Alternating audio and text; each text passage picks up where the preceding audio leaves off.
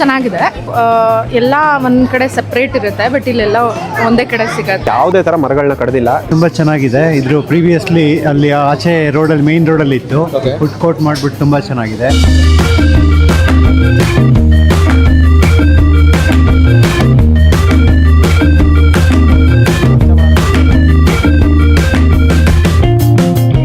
ನಮ್ಮ ಚಿಕ್ಕಮಗಳೂರಲ್ಲಿ for the first time food court open ಆಗಿದೆ ಅಂತ ಗೊತ್ತಾಗಿ ನಮ್ಮ ಪ್ರಯಾಣನ ಸ್ಟಾರ್ಟ್ ಮಾಡಿದ್ವಿ ನಾವು ಚಿಕ್ಕಮಗಳೂರು ಕಡೆ.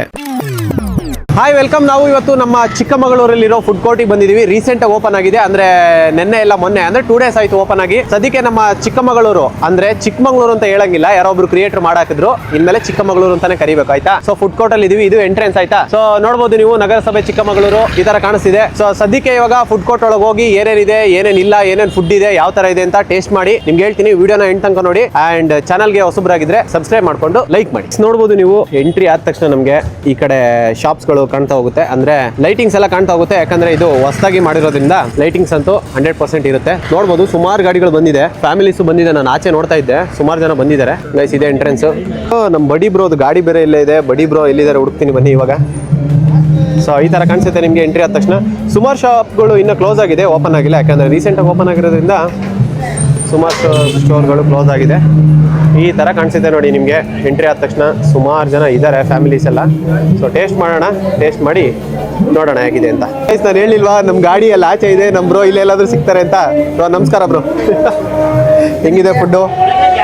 ಚೆನ್ನಾಗಿದ್ಯಾ ಗೈಸ್? ನಮಗೆ ಫುಡ್ ಕೋರ್ಟ್ ಅಲ್ಲಿ ಇವಾಗ ನಮ್ಮ CKM ಕರ್ನಾಟಕ ಬ್ರೋ ಸಿಕ್ಕಿದ್ದಾರೆ. Hi bro.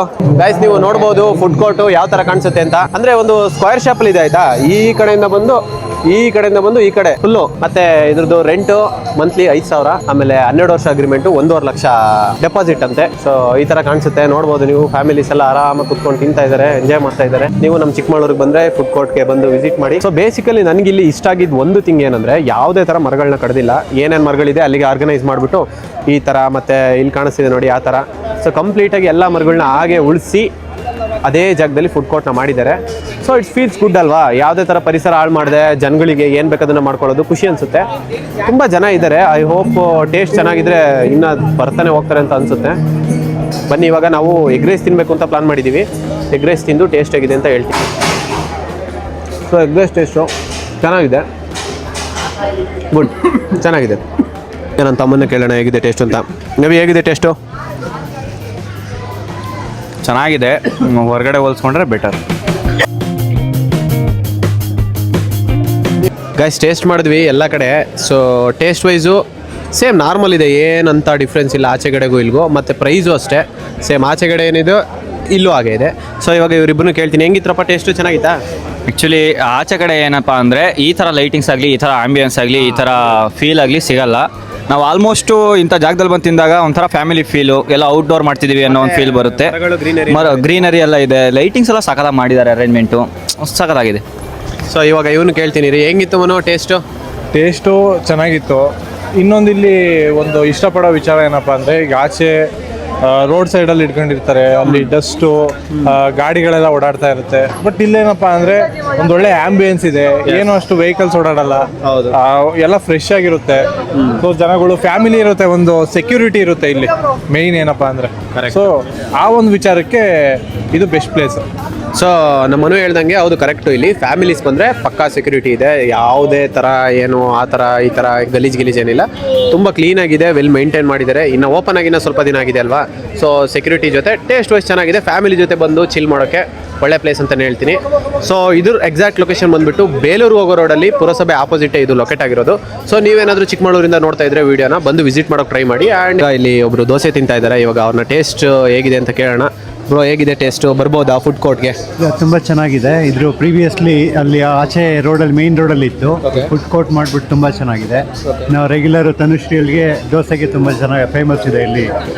ಪಾಲಕ್ ದೋಸೆ ಎಲ್ಲ ತುಂಬ ಚೆನ್ನಾಗಿ ಮಾಡ್ತಾರೆ. ಸೊ ಬಂದೇ ಬರ್ತೀವಿ ನಾವೆಲ್ಲ. ಸೊ ಕೇಳಿಸ್ಕೊಂಡ್ರಲ್ಲ, taste wise it was good ಅಂತೆ. ಸೊ ಟ್ರೈ ಮಾಡಿ ನೀವು ಬರೋಕ್ಕೆ. ಥ್ಯಾಂಕ್ ಯು ಅಣ್ಣ. ಸಲ ಕೇಳೋಣ ಆಯಿತಾ? ಸೊ ಮೇಡಮ್ ಹೇಗಿದೆ ಟೇಸ್ಟು? ಚೆನ್ನಾಗಿದೆ, ಆದರೆ ಇನ್ನೊಂದು ಸ್ವಲ್ಪ ವೆರೈಟೀಸ್ ಆ್ಯಡ್ ಮಾಡ್ಬೋದು. ಸೊ ನೀವು ಏನಂತ ಸಜೆಸ್ಟ್ ಮಾಡ್ತೀರಾ ನಮ್ಮ ಆಡಿಯನ್ಸ್ಗೆ? ಏನಕ್ಕೆ ಬರಬೇಕು ಫುಡ್ ಕೋರ್ಟ್ಗೆ ಬೇಸಿಕಲಿ?